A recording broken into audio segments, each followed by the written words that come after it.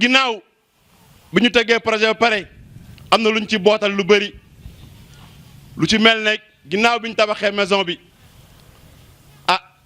defar nañ fi benn comité bu nga xamante nañ fi comité boo xamante ne dañ ko tuddee réseau des femmes waaye nag réseau des femmes boobu dañ ci ànd nag ak service technique yëpp yi nga xamante ne ñoom ñoo nekk ci département bi fii ci commune Kébémer ànd ci liggéey boobu noonu ñu doon liggéey ak ñoom ci FADEC solidarité internationale. ginnaaw loolu it def nañ fi ay formation yu bëri basé sur le genre. def ci tamit lutte contre les violences basées sur le genre formé fi ay pères éducateurs formé fi réseau bi formé fi 120 femmes formé fi 40 agents de santé formé fi 40 yi ñu ngi ci diggante district sanitaire bu Kébémer ak district sanitaire bu Daaru Muxti ginnaaw loolu it formé nañ fi 100 élus locaux yoo xamante ni ñu ngi ko jëlee ci conseil départemental ak conseil communal yi ginnaaw loolu it tey jii incha allah rabi AGS ñu ngi fi bu neexee ak yonent bi am na formation bu nga xamante ni dañ ko def ak comité départemental bi nga xam ne ñoom dañuy lutter ci basé sur le genre. ginnaaw loolu it projet bi ginnaaw def na fi alphabétisation. formé nañ ci diggante bi 420 femmes alphabétisation jàngal leen di diiru juróom-benn weer kon loolu rek laa bëggoon fàttali tuuti si li nga xamante ni bootal nañ ko ci projet bii di maison de la femme am na it formation yu nga xam defal nañ leen ko muy poste boo ko déggee mooy procédure opérationnel standard te it am na ñoo xam ne dañ leen ci formé kon boo xoolee lu ko ëmb loolu la waaye détails yi bu si kanamee xam naa ne dañ jox coordonnateur moom mu dugg ci ak ki nga xamante ni moom mooy coordonnatrice su réseau bi. dañ koy rek ci ginnaaw bi ñu def animation yi pare ñu dugg nag ci discours yi suñu duggee discours yi pare nag. dem nag dagg ruban bi pour mën a nag lancer nag tey jii nag ñu xam ne nag maison de la femme nag commencé na tey nag ay liggéeyam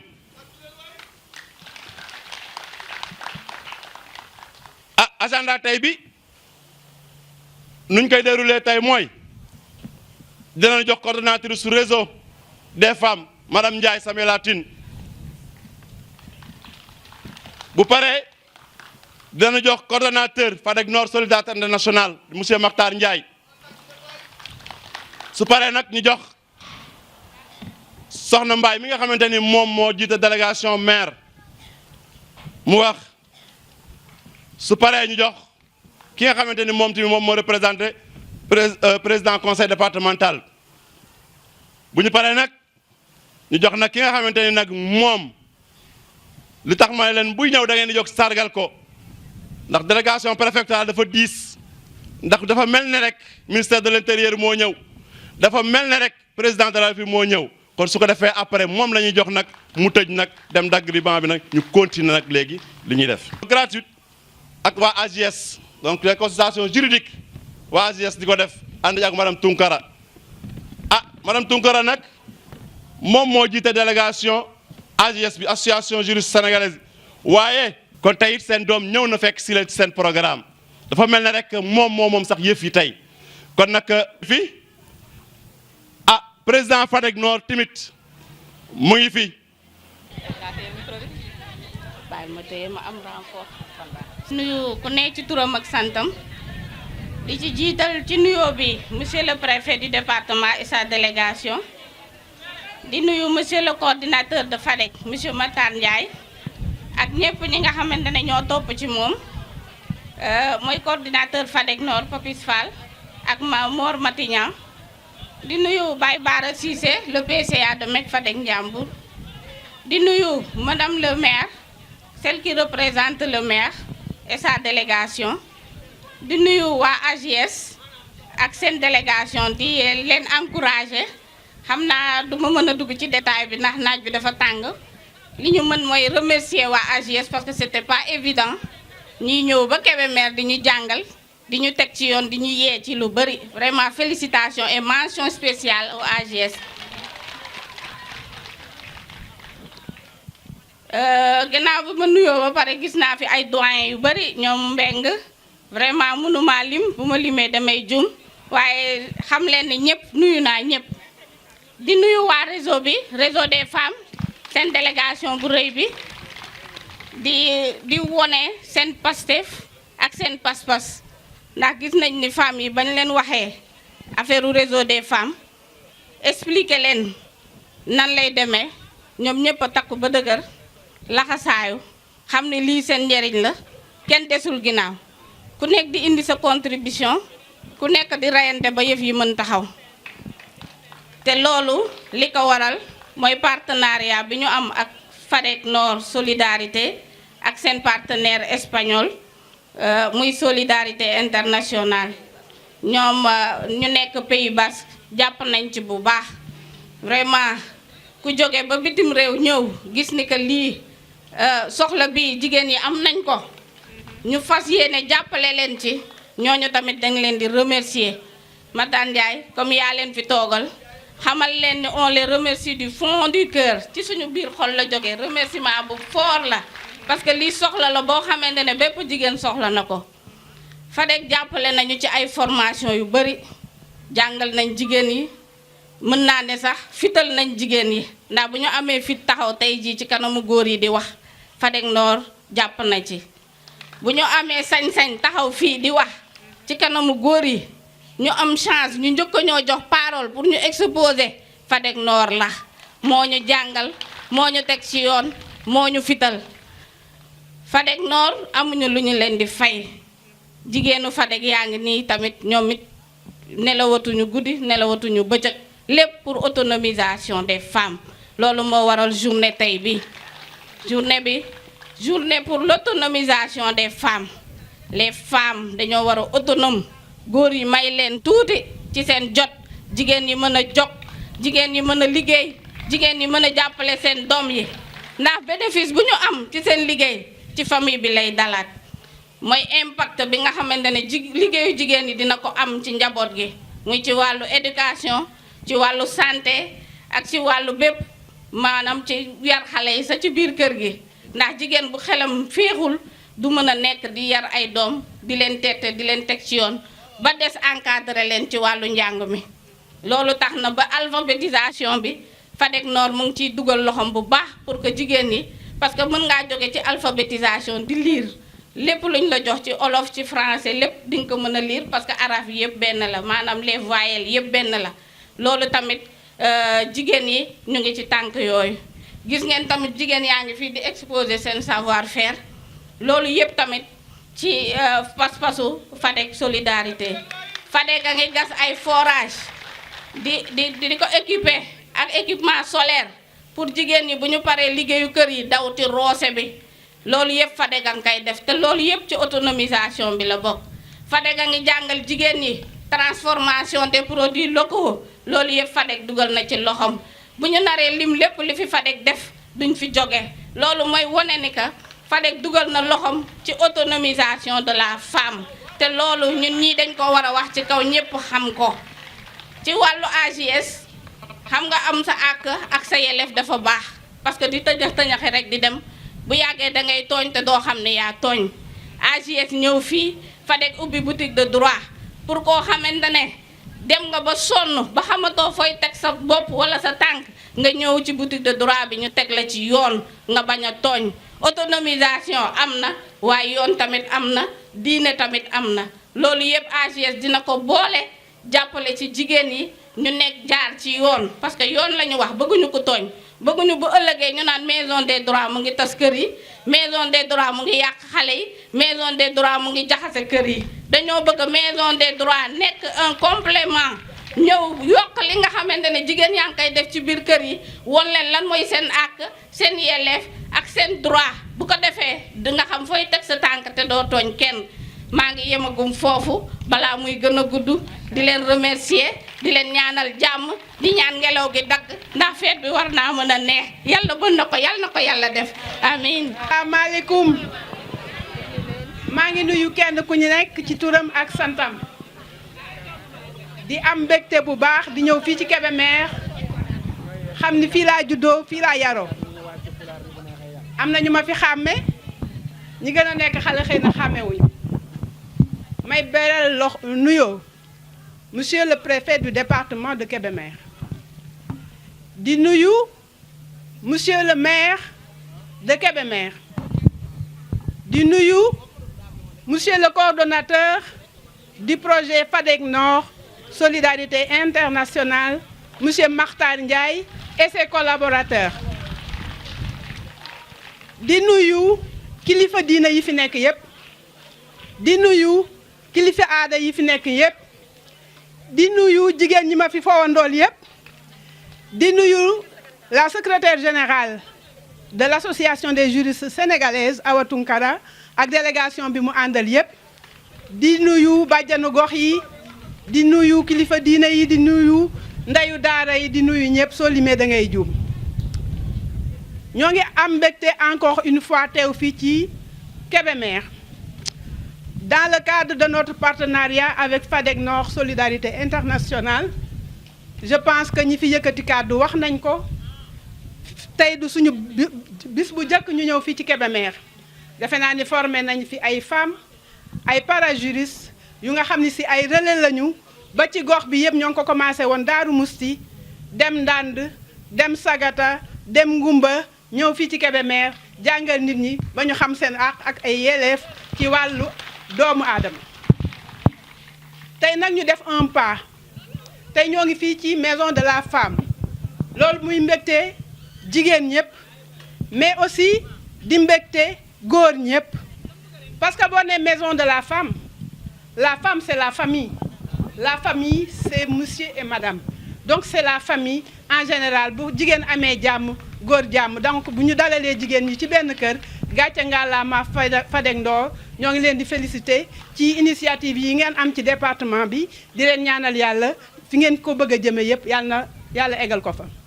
ñu leen di remercier ci partenariat bi ngeen am ak ñun je pense que à plusieurs reprises jóge ngeen fii Kébémer ñëw fekk si ñu dans nos locaux au niveau de l'association des juristes sénégalaises dont je suis la présidente vice-présidente chargée des programmes. Je représente ici Madame Abi Diallo, commissaire de police qui est actuellement notre présidente, qui est empêchée et qui vous félicite et qui vous encourage dans cette démarche-là. La nouveauté, c'est la boutique de droit. Lan mooy boutique de droit xëy na am na ñu koy dégg ndax boo nee boutique rek da nga naan dem ca marché ba jënd mais boutique mooy lan mooy yombal jigéen ñi du jigéen ñi rek de mais jigéen ñi ak góor ñi képp ku nga xam ni am nga jafe-jafe ci mbirum yoon nga mën a ñëw ndànk ci biir boutique boobu ci sutura ak dal wax sa problème ñu indi la ci solution accompagner la ci ba lépp nekk jàmm. Boutique de droit yooyu am nañ ko Dakar ci Médina am nañ ko Pikine am nañ ko Thiès am nañ ko Kaolack am nañ ko Ziguinchor am nañ ko Kolda am nañ ko Sédhiou. tey solidarité internationale li ko yëkkati muy les violences basées sur le genre gis nañu boutique de droit yooyu li ñuy am ci ay problème yu bëri la mais problème yi ci ëpp problème violence yi da ci bëri ñoo may wax léegi ni que diggante 2018 ak 2019 bi on a reçu plus de 1322 cas de violence te loolu jarul ñu leen koy wax ndaxte yéen a ngi déglu rajo yi yéen a ngi déglu réseaux sociaux yi gis ngeen ni violence bi phénomène la monsieur le préfet bu nga xam ne si ça interpelle l'État ça interpelle le réseau des femmes de Kébémer que je salue ça interpelle la famille ça interpelle tout le monde donc combat la bu nga xam ne si association des juristes sénégalaises rek mënu ko porter ñëpp a war a lënkaloo moo tax ma kontaan bi ngeen nee réseau ma xam ne si réseau boobu bu ñu ko taxawalee ñëpp ay jàpp pour trouver une solution à ce phénomène de violence qui gangrène notre société, mais aussi répondre à toutes vos sollicitations pour une gestion de proximité de la justice et que la justice soit proche des justiciables et qu'on puisse les accompagner dans toutes les démarches. loolu moo ñu tax a jóg tey ñu ciy am mbégte di leen encourager di féliciter encore une fois les membres de l'association des juristes sénégalaises ndaxte yéen réeréwu leen mbir ni da ngeen di dégg association des juristes sénégalaises mais mu ngi juddu depuis 1974 boobaak léegi ñu bëri ñu ne fi juddooguñu woon ñi ko sosoon ñu ay Mame Madior Boye Andrés Yavaz ay Mame Dior Fall Sow donc ay femmes pionnières yu nga xam ni ñoom bu ñu jógee du xeex du woon pour seen bopp parce que ñoom am nañu chance jàng nañu xam nañu fi ñuy teg seen tànk mais dañu am devoir ba ñu jàngee ba pare jàppale seen moroomu jigéen ba kenn dootul noot jigéen dañ ni jigéen bu mu tooñ waaye bu kenn tooñ jigéen itam nag ndaxte bu kenn tooñ jigéen yàlla waxu ko yoon waxu ko li may wax ni yàlla waxul ñu noot jigéen suñ jëlee exemple rek le prophète Muhammad sallallahu alayhi wa sallam fa mu tegoon jigéen bu fa tegee jigéen jigéen du sonn suñu aada itam dafa fonk jigéen kon dafa am lu bees ci suñu société loo xam ne moom la ñu war a seppi teg ko nale wasalaam. Assemblée nationale.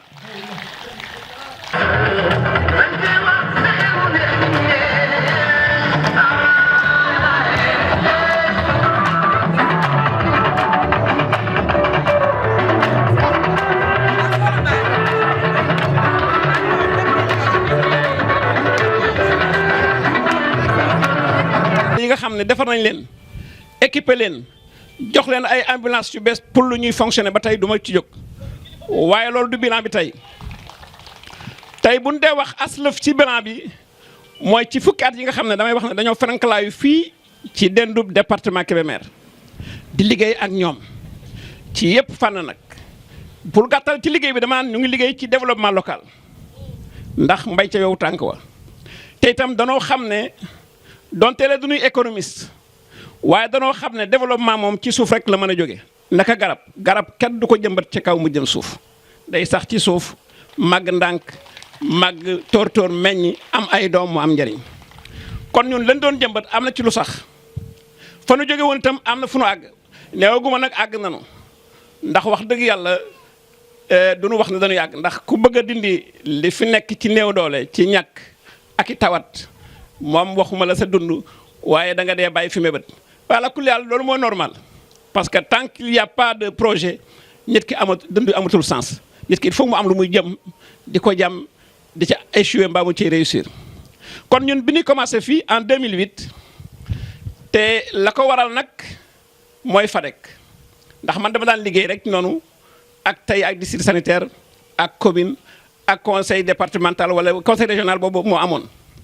waaye ñu dem ba ay jamono waa FADEC interpellé ma ndax booba gis nañ sa sama dëkk ba ma dëkk muy Ndieye ma def fa projet bu développement intégré wala intégral am aspect yëpp ñu woo ma ne ma léegi daal ñun dañoo bëggoon nga ñëw jàppale nu ci Kébémer te la ca jëkkoon mooy dañ ne ma am nañu teen boo xam ne bii mi ngi woon fii ci Cekkeen demoon na ba ñëpp xam ko ci àdduna mu suux ba kenn xamatu ko ñu war koo yëkkati donc foofu la sama dugg ci Kébémer ñëw ci Kébémer ma xam ne loolu médecin du monde moom santé ko ñoral ma ne kon léegi daal naa seet ñeneen ñu ma àndal ñu gën a yaatal loolu moo ma boole ak solidarité internationale kon ñu commencé te bi ñuy commencé booba ci régime bu njëkk bi la waaye bi nga xamante ne 2012 ñëw na dañ fa fekk benn plan aussi bu bees bu ñuy tuddee PSE plan de Sénégal d'émergence dama ne ñun lépp lu ñuy def nag dama bëgg nit ñu xam ko parce que yenn saa yi ñu dañuy tooñ di ñuy jëw di ñuy waxal dëkkal fu ñu dëkkul waaye ñun mosuñoo bañ a nekk républicain ndax danoo juddu fekk fi am réew fekk fi ay école fekk fi ay maître ñu jàngal nu fekk fi administration ak na mu mën a meloon ñu ca dem ba am lu nu man danoo war a dem njukkal réew ma gën a renforcer loolu ñu fa fekkoon kon amul lu nuy def rek amul benn bind bu nuy bind te tegu na ko ci li nga xam ne mooy cadre de développement mooy politique générale ñu d'accord ci ak ñu ci bañ a d'accord bu ñu demee ba ca biir nag lu ñu ca mën a jubbanti ko kon damay wax ne ci département Kébémer bu fekkente ne PSE am na fi ñun amu ca benn fànn mooy fànn ba nga xam ne nag daanaka dañoo bari lu ñu koy coowal te gën koo néewal doole muy environnement ñun ñoo nga ci jëmbat garab nag te wéet fa lool nag te mu sori lool nag te nga xam ne fii koo ne bu ma nee préfet mu dem fa day am problème ndax amul lu mu dugg lu may Unimog te Unimog moo gën a métti saret kon bu nu demee foofa dafa liggéey ci fukki at ci li tubaab di tudde anonymat maanaam lu kenn yëgul lu kenn coowul baag ci junni ak lu topp ci ay hectares di ay kilomètres yoo xam ne ba fa demoon forêt baa nga fa loolu am na solo tey moo tax barki démb bi ñuy wax ne dañuy def journée de l'arbre dama ne xëy na ñun dey amuñu solo waaye bu journée de l'arbre jógee ñëw Kébémer ñu yóbbu ko ba ci ñaay bi yóbbu ko ba ci Lompul su fekkente ne wekkuñu ko ci solidarité internationale fu ñu ko wekk rek dañuy nax seen bopp noo fa def lu ñu mën a wax noo fa teg lu ñu mën teg bët lu ñëpp nag di jariñu dama ne waxuma lay ñëw ëllëg ca garab ya waaye la ko commencé ca pépinière ba ca rabu dóor ya ca transport ba ca jëmbat garab ya bis bu yàlla sàkk ngir ñaa nga ci fan yu neew ma dajale ñu doon rabu dóor ya jox leen lu ëpp 15 millions ñu jëndi jiwu taat mu nekk ñu def ko loolu man defe naa ne mooy développement ñun li ñuy créé ci emploi bu ma waxee rek ci loolu ci environnement ci jëmbat garab yàlla te pépinière ba nu fa def suñu neexee def fa millions yi garab tey jii ndax ndox maa ngay baawaan te énergie solaire la koy doxal kenn du bës kenn du xeeñ kenn du riir donc loolu aussi lu am solo la beneen bi ci des mooy ci wàllu ndox wax naa leen ne xëy na fu ma ko commencé dafa ma jege loolu ba mënu ko tudd mooy dëkk ba ma dëkk waaye ba ma jógee foofa ñu bari dañ naan defal sa dëkk loolu moom tax a damu waaye bu ñu limoon tey daañu leen fukki forage ak ñett yu ñu équipé yooyu may ndox nit ñi te yoo xam ne ñun ñoo ko def te dërëmub Sénégal dugg ca yépp ci coopération la jóge loolu defe naa ne am na solo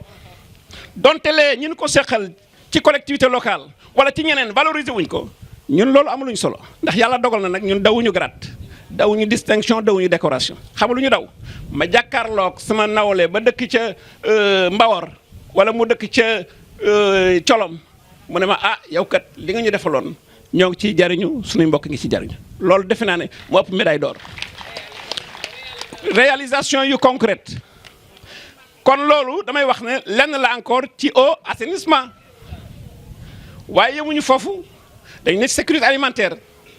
ak ci yeneen aspect yoo xam ne sax ci aspect développement la yoo xam ne mënu ma fa wax yëpp waaye ci wax nu ñuy sàmmee àll bi nu ñu koy defaraate nu ñuy defaraate suuf si nu ñuy wàññee toj bi ñuy toj àll bi ak nu ñuy yokkee koom-koom yi ba kenn ku nekk mën ci jariñu dañ ci def jéego yu bare waaye ñu ñëw ci jigéen ñi ndax nag danoo am femm mun ci dugal danoo ñëw ne ah il faut que ñu jàngale wolof parce que xam nañ ne officiellement dañ koy wax waaye concrètement lu tuuti lañ ciy def ci jàngal jigéen ñi ñu commencé di leen jàngal at mu nekk ñu sasoo jàngal lu mat ñeenti téeméeri jigéen ba jëm juróomi téeméeri jigéen ñu commencé bu yàgg ñu ne ah yónneel xale daal day am mbaxus kon dafa am lu ñu ciy taf mooy di AGR yi kii doon wax léegi balla maanaam les activités yu mën a jox économie yu mën a jox koom-koom ñu ne jigéen ñi daal bu ñu leen bu ngoonee da ngeen di bàyyi seen kër yi dem jàngi ah mais jigéen bu fekkoon dafa war a soq wal mooñ wala mu dem rooti wala mu dem taxani dafa am loo ko war a bàyyil loo xam ne dana mën a remplacer loola wala mu woyofal liggéeyam ba mu am jot gu mu mën a jàngee donte leen njàng mi nag mooy fondamental ndax dañoo teg ci société bu bees gars yi di wax NTIC les nouvelles technologies loolu moom kenn du ko jàng nit ñi li gën a universel ci àdduna mooy téléphone mobile ku nar a ñàkk crédit yaa nga ca mbooy ga yaa nga ca kaw ga yaa nga feneen nga bàyyi ndekki jënde ko crédit kon téléphone ñëpp a ci accès waaye sama doom composé ma fii sama rakk liiral ma sama message ak leneen loolu dañoo bëgg mu njëkk fee jóge ndax nag kenn ku nekk lañ lay yónnee ak jëla ko def ak la ngay wax sa secret la loolu mooy intimité donc pour commencer d'abord ci li ñuy wax autonomisation de la femme du question ne femme bi dafa war a am xaalis gis nga xaalis dafa am lu ko war a lal développement dafa am foo xam ne boo fa àggul boo amee xaalis mu rëcc la boo amee alal mu rëcc la mbaa doog nga jariñoo ko safaan ba kon loolu moo ñu indil ñu dugg ci njàng mi ñu di leen defal ay plateforme Balla wax na ko fi mooy lépp lu jëm ci defar dugub ji waaye ñu indi ci révolution bu bees ndax boo doon war réew mi dëkk boo dem ñu ne mbaar mi dem machine fa nekkoon nga fekk fa boobu xonq machine chinois la war wala laan daw na ay bis wala weer bu bàggee ba yàgg juróomi weer mu tas ñun amul plateforme bu ñu mës a def te ba tey jii nekkul di fonctionner kon loolu lu bees la parce que dañ ciy def gën dañ ko ci war non seulement dañ ko ci def mais dañ leen di jàngal nu ñu koy yore formation ni ñuy former ñi ñuy defal ndox ci asifor yi ñuy gestion bi dañ koy former jigéen ñi aussi ñu jàng nu ñu koy yore parce que loo xamul aussi mën nga ko yor yàq ko wala nga sàggane ko kon loolu waaw ba pare nag yàlla dogal na fukki at ñoo ngi fi ku ñu defaloo rek noo lay gestu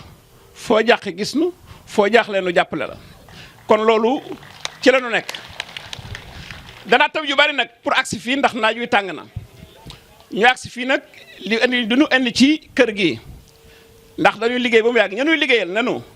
suñuy projet suñuy xaalis dutuñu ko def ci foo xam ne fii fulaa lu ñu ñaari mbir wala ñu jiital leen sax ca fulla ja mooy environnement ak genre donc loolu moo tax ñu liggéey ci environnement di jëmbat ay garab di ko séddale ci dëkk bi at mu nekk lu mat 25000 wala 30000 garab ñu séddale ko ci biir dëkk bi jëmbat lu mat 450 wala 300 ca kaw tund ya pour nit ñi kii waaye itam nag di liggéey nag ci affaire set nag ci biir dëkk bi lutte contre l'insalubrité surtout les déchets ménagers loolu moo tax ñu ci def ci jamono yi bu ngeen dee déglu rek ci dëkk yi am na ci juróom-benn commune ñu dem fa dajale dëkk ya di leen yëngal di leen wax ne lii dañ cee war a taxaw balaa muy jàll ay loxo la ca gën a rëy nag mooy la ñu def ca Ngumba Ngeewul financé neen projet boo xam ne bii ñaari téeméeri millions yu manqué tuuti la te yemul ci ne da ngay bale rek mais dañ koy ramasser dañ koy traité dañ koy yóbbu ca centre de traitement de gestion luñ ci mën a jariñoo ko ci luñ ci mën a def engrais ñu def ko ci engrais luñ ci mën a mënul dara nag ñu suul ko sànq ko wala ñu lakk ko kon loolu aussi bokk na ci waaye ci wàllu jigéen ñi bay ba tey ci genre bi nag dafa fulaal ñuy def donc il faut que nga am ci biir projet booy tëgg loo xam ne dafa dem directement ci jigéen ñi te la ci ëpp doole mooy ci njàngale ak ay renforcement de capacité maanaam yokk seen i xarala parce que aussi bu ñu bëggee jigéen ji am autonomie parité am na boo wax nañ ko amagul fenn fu ñu ko appliqué 100% te mënul nekk dans le monde entier waaye ñu jéem caa def la ca mën a nekk waaye itam nag bu ñu la joxee loo xamul noo koy defee nga nekk fi tàccu rek jigéen ñooy fal waaye duñ folli te duñu falu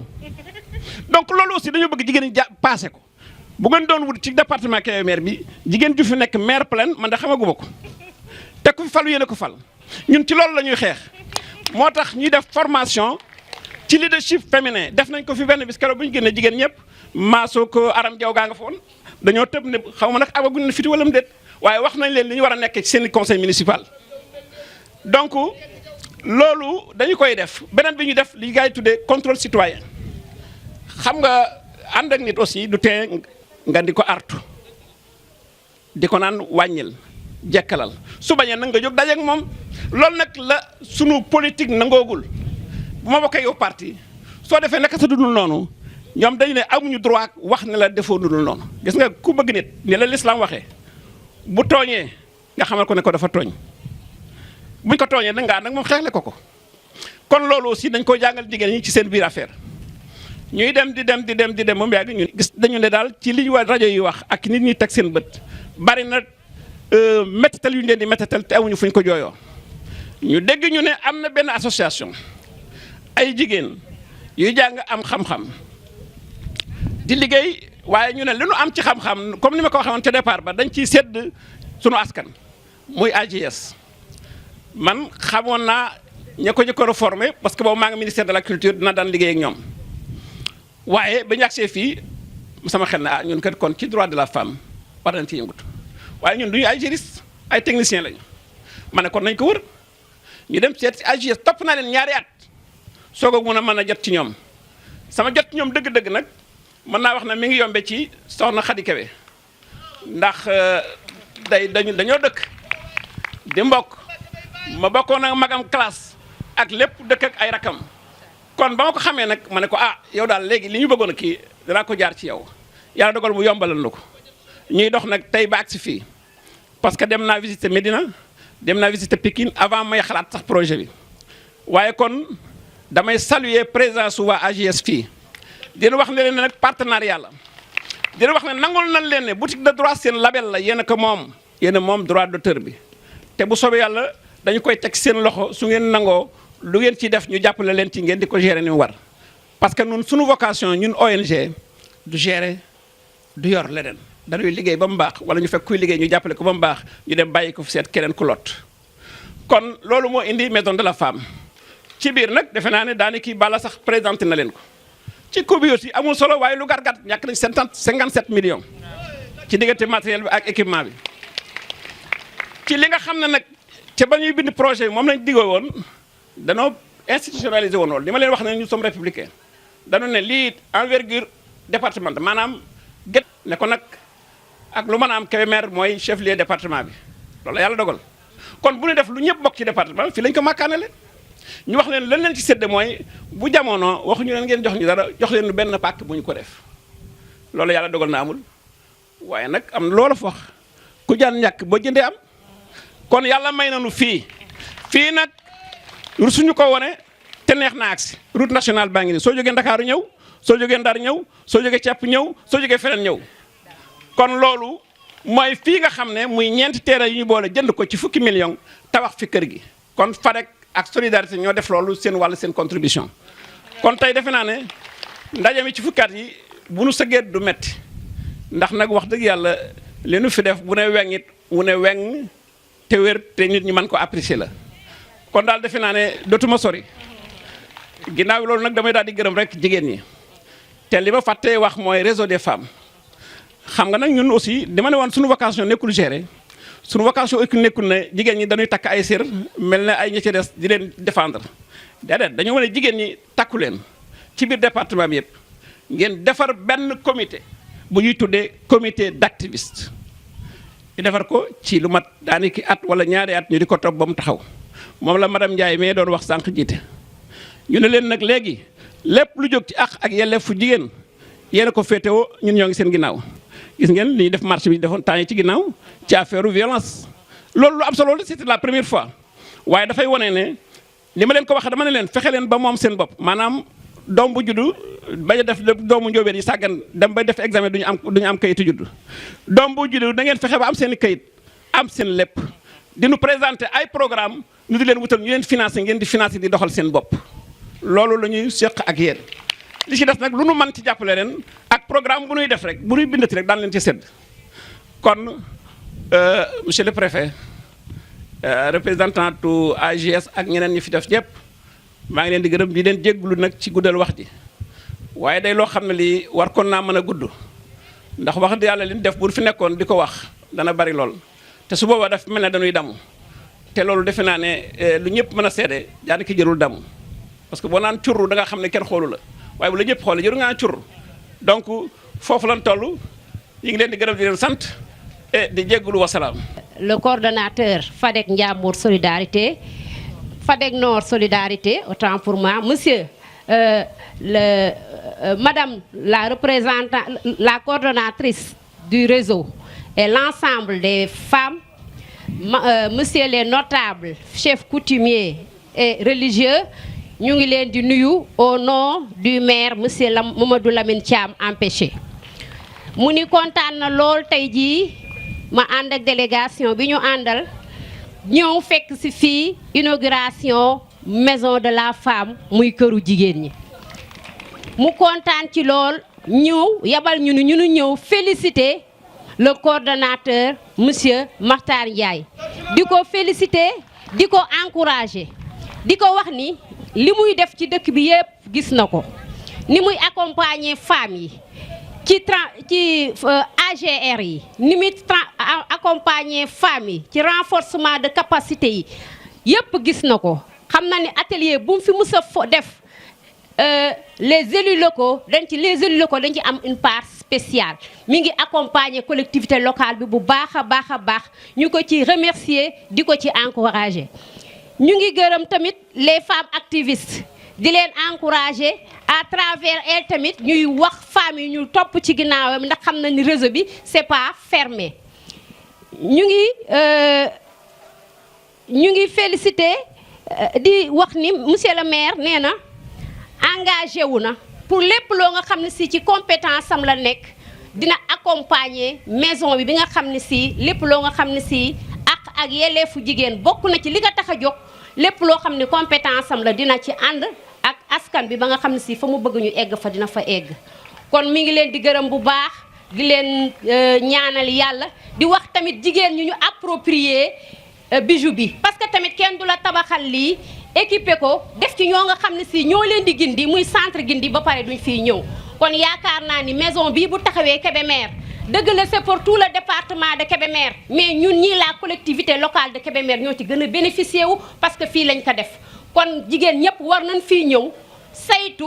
toppatoo seen bopp parce que dañ ko fi def pour politique autonomisation de la femme te man dama naan autonomisation de la femme une femme autonome mooy un Sénégal prospère parce que jigéen mooy société ku jàppale jigéen ba mu développé ba mu mën boppam sur tous les plans jàppale nga société bi jàppale nga Sénégal kon monsieur le maire nee na encore une fois mi ngi de tout cœur avec vous pour la bonne marche de ce bijou de vos projets. Je vous remercie. Messieurs les maires de la commune de Kébémer ou de sa représentante, messieurs les maires de Géoul, de Bandeng et de Gourane. Mais vous m'excusez, j'avais brûlé les étapes avant les conseils. Je t'apporte Madame la haute conseillère des collectivités territoriales et ensuite les maires. Monsieur le coordinateur de FADEC Nord, à la personne de Matar Ndiaye, Madame la correctrice de FADEC Ndiambour, à la personne de Samuela Tine,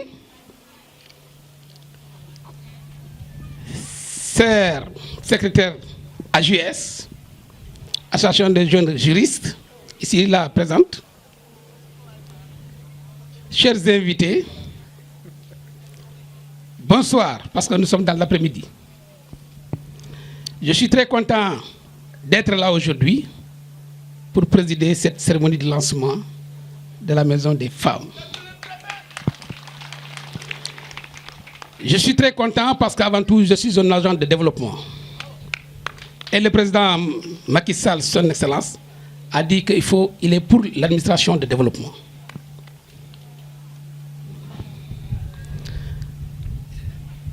Au nom de monsieur le préfet Madiobka Empêché,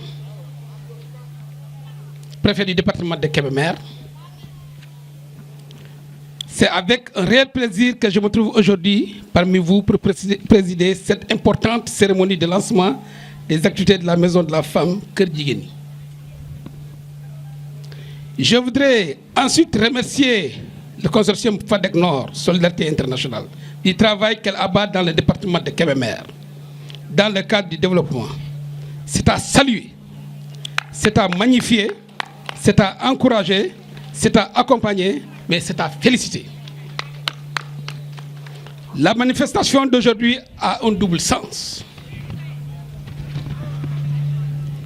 D'une part, démarrer les activités de la Maison des Femmes, mais d'autre part, valoriser les efforts de FADEC Nord en matière de développement local. Comme je l'ai dit tantôt, mais également l'occasion de réaffirmer leur attachement au partenariat qui leur lie et la ferme volonté de lutter pour la promotion des droits de l'homme et l'autonomisation des femmes. Pour ce faire, le consortium FADEC Nord Solidarité Internationale s'est attaché à la collaboration du conseil départemental et les services de l'association des juristes sénégalais AJS pour respectivement assurer la durabilité des services fournis et les populations et les interventions formatives d'appui à la promotion des droits humains en direction des populations du développement de Kébémer. Au final, il résulte de ces activités l'émergence d'un réseau des femmes activistes constitué à l'échelle du département de Kébémer. L'érection de la Maison des droits de la femme dénommée Kër Jigéen yi et un pôle de parajuristes formés sur les droits des humains de la femme, les violences basées sur le genre et les procédures opérationnelles standards POS. Pour bien marquer les résultats du projet, Consortium FADEC Nord, Solidarité Internationale ouvre une fenêtre sur les réalisations en organisant des journées portes ouvertes au cours desquelles il compte, entre autres activités, parachever avec ses partenaires le processus de renforcement institutionnel pour la prise en charge coordonnée des victimes de violences basées sur le genre VBC. Pour ne pas conclure, je souhaite à toutes et toutes une bonne réception de ce bijou, qui est la maison de la femme Kër Jigéen Ñi. Et pour mu tànk ci kalam olof, jigéen Kébémer, jigéen département Kébémer am ngeen lépp. Sànq coordonnateur Matar Ndiaye wax na ko, Samela coordonnatrice Fadek Nord wax na ko, la secrétaire des femmes juriste sànq wax na ko, ñu bari jël na fi kaddu wax nañ ko.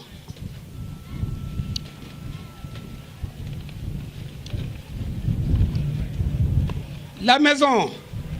des femmes Kër Jigéen Ñi lu am solo la, dina tax actuellement li ñu fi dégg ak li fi gis dina am ay solution maanaam am jigéen d'abord xam na ne 90% des femmes ñu bari demuñu woon école mais ak l'alphabétisation ak di Fadek di def solidarité internationale dina tax femmes yu bari mën lire et écrire te dina tax ñu xam seen droit à travers la maison Kër Jigéen Ñi. Mais waaye def leen ndànk parce que jàppale leen pour ngeen xam seen droit taw tamit ngeen tawul di jàkkaarloo ak seen góor yi. góor baax na jigéen baax na parce que jigéen mooy le levier de la famille mooy lépp parce que doom loo ji siiw rek demal si saa yaa nga ne ma alhamdulilah rabbil alamin mais dina fekk jigéen tamit nga muñ.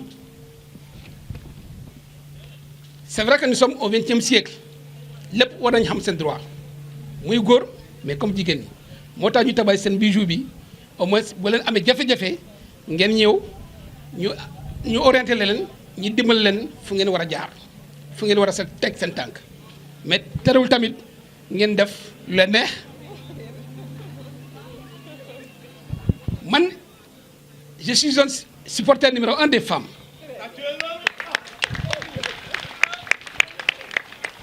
Parce que nga dem supposons kër jàmbur nga ne ma bugg naa sa doom ñu may la ko te koo xam ne moo ko jur yar ko ba mu toll à un certain âge jox la ko boo ko indee war nga ko tey bu rafet.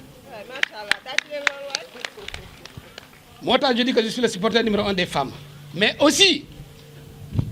jigéen tamit am na loo xam ne war nga ci def muy sa devoir. Respect surtout du côté dans le couple. C'est vrai que lii baax na parce que dina tax femmes yu bari actuellement ñu xam li ñu war a def mais aussi war ñu la ñu indi ay révolution di seen côté ça parce que man li may wax couteau à double tranche la. C'est vrai que femmes ñu néew doole lan danañu war a dimbali jàppale leen mais aussi war nañu pousse ñu def loo xam ne waruñu ko def parce que je sais que actuellement la plupart des femmes intellectuelles aussi. Il y a des problèmes. Ça, M. Ndiaye, c'est parce que c'est un débat. C'est un débat. C'est vrai que la maison là-bas, mais surtout les femmes intellectuelles, parce qu'actuellement vous êtes en train d'alphabétiser. Donc, si vous dites que les femmes à 100% sont tous instruites. Mais aussi, il faut que vraiment, je dis que je suis un supporter, c'est-à-dire que même si la femme est reléguée au second plan, il faut l'accompagner, il faut l'aider. Mais très vraiment, jusqu'à au-delà. Donc je crois qu'aujourd'hui, nous sommes là pour cette inauguration de ce bijou. Et c'est un beau bijou. Moi, j'ai toujours dit que quand je suis dans certaines localités, j'aimerais prendre ces bijoux-là, amener chez moi. Parce que, voilà, comme chez moi, en Casamance, ma chère Casamance. C'est vrai qu'il y en a à Sédhiou, mais il faut l'amener de l'autre côté, dans le département de Goudomp, que là où je suis. Donc, très sincèrement, je suis très content d'être là aujourd'hui. Au nom du préfet Madiopka Empêché, je lance officiellement l'activité de l'inauguration de ce projet Maison Kër Jigéen Yi. Je vous remercie.